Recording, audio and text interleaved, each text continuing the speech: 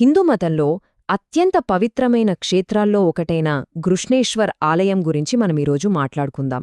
అసలు ఈ ఆలయం వెనుకున్న కథేంటి, దాని చరిత్ర, దాని ప్రాముఖ్యతేంటో వివరంగా చూద్దాం. సరే, ఈ కథలోకి వెళ్లే ముందు మనం ముఖ్యంగా తెలుసుకోవాల్సిన విషయం ఒకటి ఉంది. అదే జ్యోతిర్లింగం. జ్యోతిర్లింగం అంటే ఏంటి? అంటే శివుడు స్వయంగా ఒక కాంతి స్తంభం రూపంలో వెలిసిన ప్రదేశమన్నమాట. ప్రపంచవ్యాప్తంగా ఇలాంటివి కేవలం 12 మాత్రమే ఉన్నాయి. మరి అంత ప్రత్యేకమైన, అంత ముఖ్యమైన ఈ క్షేత్రం అసలు ఎక్కడుంది? అదే ఇప్పుడు చూద్దాం.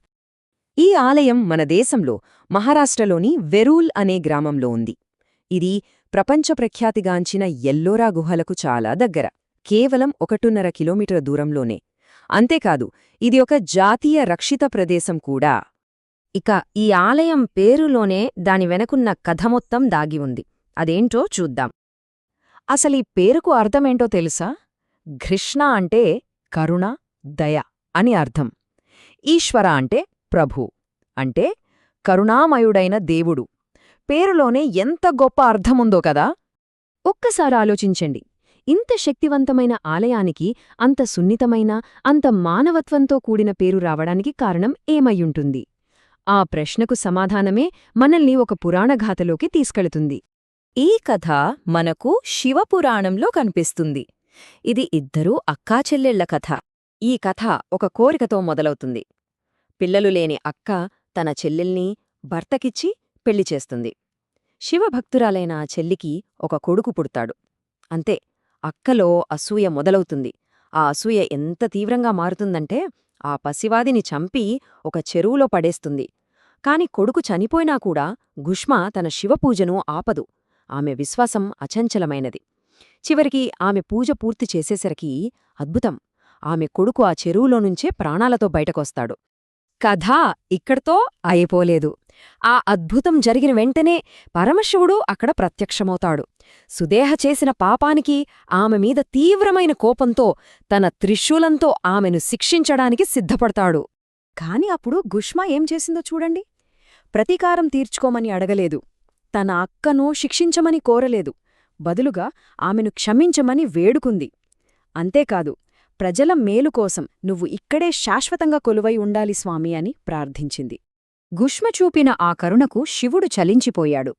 ఆమె కోరినట్టే ఆమె సోదరిని క్షమించి ఆ ప్రదేశంలోనే జ్యోతిర్లింగ రూపంలో వెలిశాడు.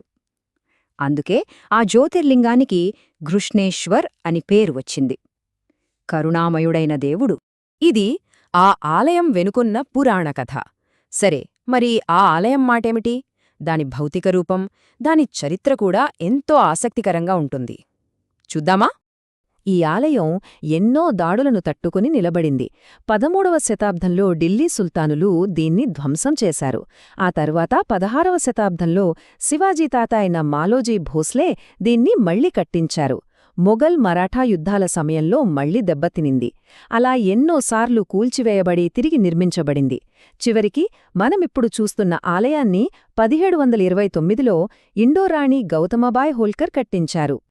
అన్ని విధ్వంసాల తర్వాత కూడా ఈ ఆలయం ఇప్పుడు ఏకంగా 44,000 చదరపు అడుగుల విస్తీర్ణంలో చాలా గంభీరంగా నిలబడి ఉంది. ఇంతటి గొప్ప చరిత్ర ఉన్న ఈ పవిత్ర స్థలం ఈరోజు ఎలా ఉంది? అక్కడికి వెళ్తే మనకు ఎలాంటి అనుభూతి కలుగుతుంది? మనమిప్పుడు చూస్తున్న ఈ ఆలయం నల్లరాతితో హేమాడ్పంతి శైలిలో నిర్మించబడింది. మరాఠా కాలం నాటి వాస్తుశిల్పానికి ఇదొక అద్భుతమైన ఉదాహరణ. గుడి గోడల మీద ఎంతో సున్నితమైన, అద్భుతమైన శిల్పాలు చెక్కబడి ఉంటాయి. ఇది కేవలం ఒక చారిత్రక కట్టడం కాదు, ఇదొక సజీవ పుణ్యక్షేత్రం. ప్రతిరోజూ వేలాది మంది భక్తులు ఇక్కడికి వస్తారు. అందరినీ లోపలికి అనుమతిస్తారు. అయితే ఒక ప్రత్యేకమైన సంప్రదాయముంది. అదేంటంటే, గర్భగుడిలోకి వెళ్లాలనుకునే పురుషులు చొక్కా లేకుండా వెళ్ళాలి. సరే, మొత్తం మీద ఈ ప్రదేశానికి ఇంత ప్రాముఖ్యత ఎందుకొచ్చిందో ఒకసారి సింపుల్గా చూద్దాం.